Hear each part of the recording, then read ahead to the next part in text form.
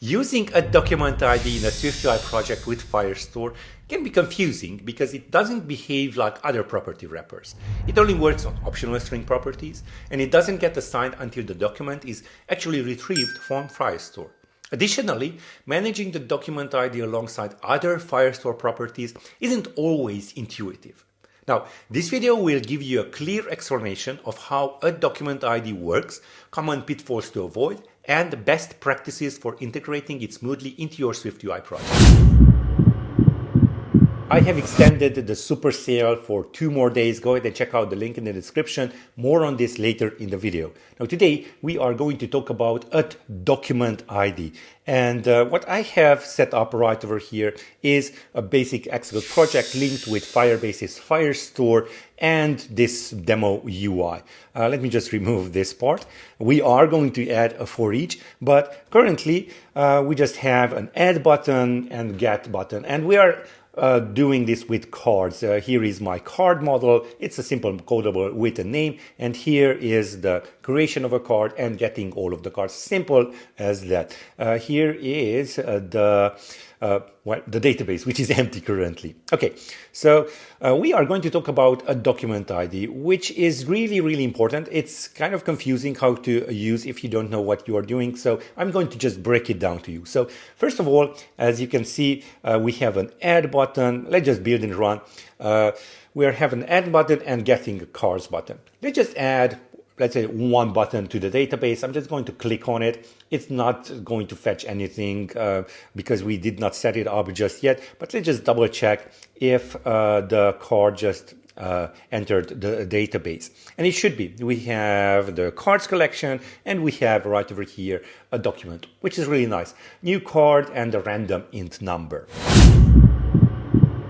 SwiftUI developers, due to high demand, I'm extending the super sale for 2 more days. You still have a chance to grab all my products at an insane 91% discount, just $199. Total value is $2,280. This includes SwiftUI Camp, a 4-week live bootcamp on Zoom, designed to take you from SwiftUI enthusiast to expert. This offer disappears after 2 days. SwiftUI Camp starts March the 5th, so don't miss this final opportunity to level up your skills. Act fast. The deal is down in the description. That's really great, but of course we want to see some stuff. So as you can see, we don't see anything right over here. That's where the list comes in. And I'm going to create a for each. And as you can see, it's just suggesting this, which is really nice. And yeah, that's great. Let's have a text card name. Okay, but we have an error right over here. And it says, the for each requires that card conform to identifiable. Okay, we could just go ahead and take care of this error in many ways. One way of doing this, which I don't recommend, but maybe you thought of it, and let me just show it to you. We just set the ID manually, which is okay. So we're just going to set it to .name because that's the only property the card has. Okay, they might be unique names, but yeah, it's not guaranteed because that random int number is between 1 and 1000. There might be at some point some duplicates which will mess up SwiftUI's internals for the for each. So let's get the cards, and yeah, we just have one card. This is fine, but it's far from okay. So we do need to conform to the identifiable. So I'm just going to remove this part, and then let's just conform our card to be identifiable. Let's just scroll down and let's set this to identifiable. Okay. This requires an ID. So let's set that up. Var ID of type string. Okay. Now the error goes away right over here, but we need to specify an ID when we are creating a card. Let's do that. Let's just fix this, and let's add UUID dot UUID string. So a random string, which is, unique, really unique. So in this case, our for each is really like solved. There will be a unique identifier for each of the card. So let's just see it. Let's get all the cards, which is not going to do it because we just added a new element. Go ahead and check out the playlist in the description, and you will have one video which takes care of the models and all of these edge cases. I'm just going to basically clear the database right now. Let me just remove this document, delete the document, start deletion. So we are going to start off from scratch. And then let's just add a new card. So adding a card, there it is. It just popped up.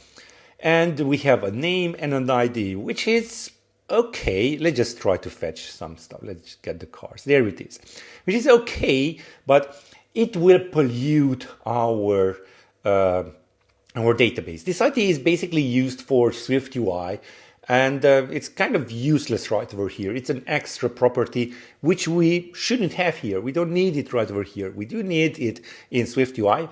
Therefore, there's a better idea. So right over here, let's just go back to Xcode. Instead of adding this UUID of UUID string manually to whenever a card is being created, let's just remove that part and let's just set this to be automatically added when this ID is being created. So again, I'm going to delete the database because now we don't need this type of documents.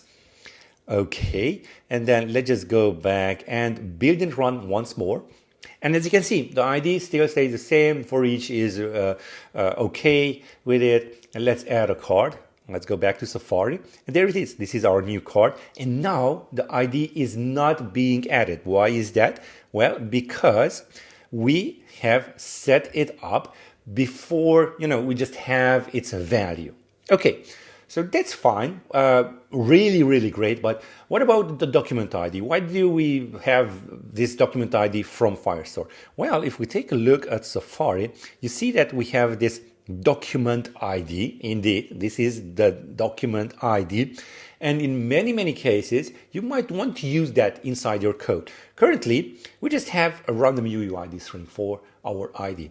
We could do that. What we could do is just add this to the ID for the identifiable. So let's just remove this part, what we just added, and let's prepend at document ID, just like that. And this has to be an optional one, so let's add a question mark right over there.